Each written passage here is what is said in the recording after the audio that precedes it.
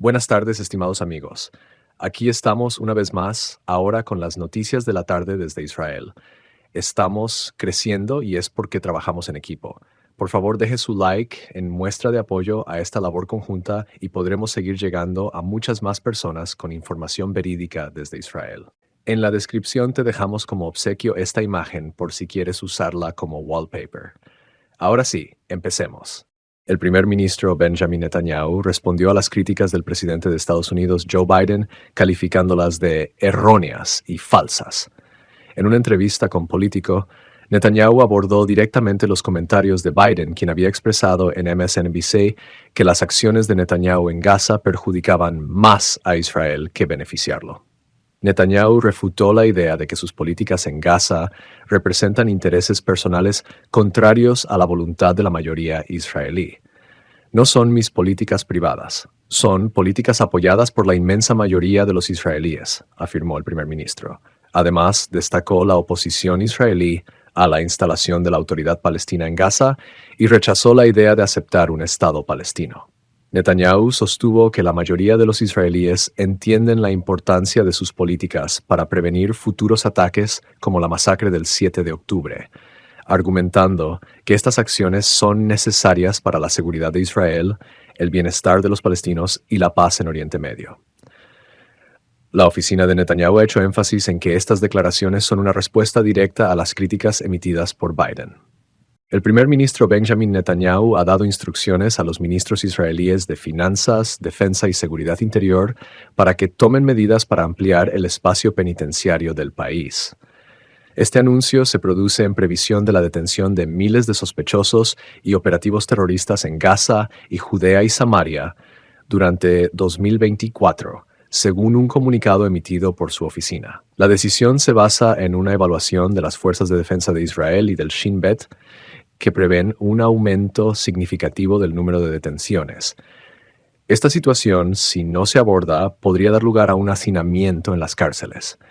La declaración detalla que desde el inicio de la ofensiva contra Hamas se ha detenido a unos 4.000 sospechosos de terrorismo, la mayoría en la Franja de Gaza. La directiva de Netanyahu pretende garantizar que Israel disponga de la infraestructura necesaria para hacer frente al previsible aumento del número de detenciones.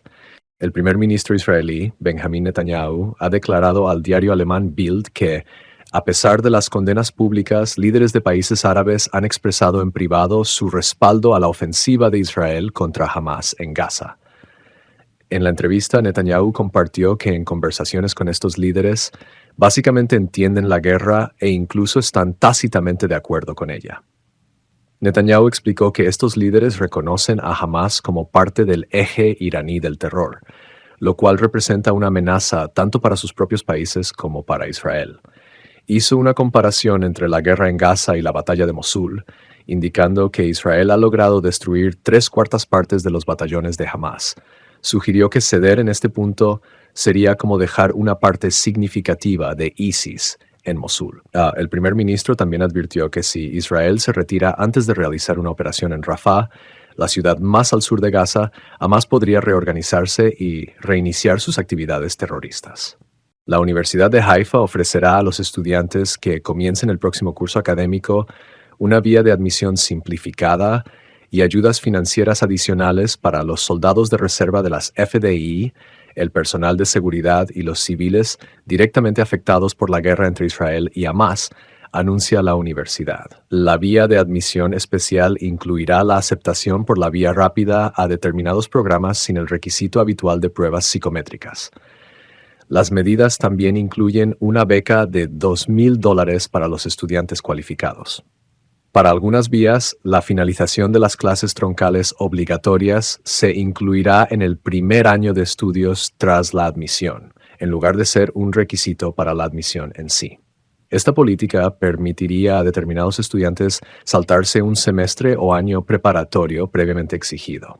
Egipto ha estado en contacto con altos cargos de Hamas e Israel, así como con otros mediadores, en un esfuerzo por reanudar las negociaciones para una tregua en la Franja de Gaza durante el mes sagrado musulmán del Ramadán que comienza mañana, según 2 fuentes de seguridad egipcias. Los contactos de Egipto con la agencia de inteligencia israelí Mossad y la organización terrorista Hamas se llevaron a cabo bajo mandato de la presidencia egipcia en un esfuerzo por acercar las posiciones divergentes de ambas partes, dicen las fuentes, sin dar más detalles. Qatar, Egipto y Estados Unidos han estado intentando negociar un acuerdo para un alto el fuego durante el Ramadán a cambio de la liberación de los rehenes israelíes retenidos en Gaza desde el 7 de octubre, cuando los terroristas de Hamas masacraron a unas 1.200 personas en el sur de Israel y se apoderaron de 253 rehenes, de los cuales más de la mitad permanecen en cautividad de Hamas. Durante una gira por la costa de la Franja de Gaza, el ministro de Defensa israelí, Yoav Gallant, destacó los planes para proporcionar asistencia a la población de Gaza a través de un puerto temporal establecido con el apoyo de Estados Unidos. Gallant señaló que esta estrategia está orientada a debilitar el gobierno de Hamas en el territorio. El proceso está diseñado para llevar ayuda directamente a los residentes y así continuar con el colapso del gobierno de Hamas en Gaza, declaró Gallant mientras se encontraba a bordo de un barco patrullero clase Bora. El ministro de Defensa explicó que la ayuda será transportada por una ruta marítima coordinada con Estados Unidos, enfocándose en aspectos humanitarios y de seguridad, y contará con la colaboración de los Emiratos Árabes Unidos en lo referente a cuestiones civiles. Además, mencionó que las inspecciones adecuadas se realizarán en Chipre y que las mercancías serán aportadas por organizaciones internacionales con ayuda. Mahmoud Abbas, asesor principal del presidente de la Autoridad Palestina, Mahmoud Abbas, declaró en una entrevista con la cadena saudí Al Arabiya que el próximo gobierno tecnócrata de la Autoridad Palestina estará exclusivamente bajo el control de Mahmoud Abbas y su partido Al-Fatah. Abbas afirmó que no se incluirán representantes de otras facciones en este gobierno, descartando así cualquier posibilidad de reconciliación entre Al-Fatah y el grupo terrorista Hamas. La división entre Al-Fatah, que controla la Autoridad Palestina en Judea y Samaria, y Hamas, que gobierna la Franja de Gaza desde 2007, ha persistido a pesar de numerosos intentos de formar un gobierno de unidad. Abbas subrayó que jamás debería ceder el control de Gaza a la Autoridad Palestina.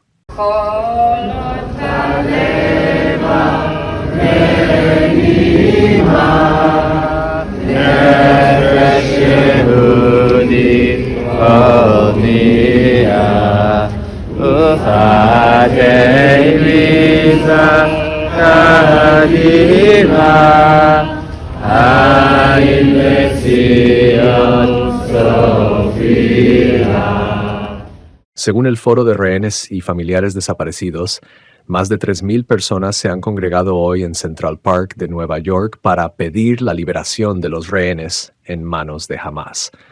Además de banderas israelíes, los manifestantes portaban banderas de más de 30 países para representar las nacionalidades de las 134 personas que siguen cautivas del grupo terrorista. Dirigiéndose a la multitud, la rehén liberada Keren Monder pide la liberación de las 134 personas que siguen cautivas en Gaza, diciendo que no sabe cuánto tiempo más podrán sobrevivir. Su estado físico y mental era muy duro, dice refiriéndose a las personas que conoció durante su cautiverio. Ha pasado mucho tiempo desde entonces.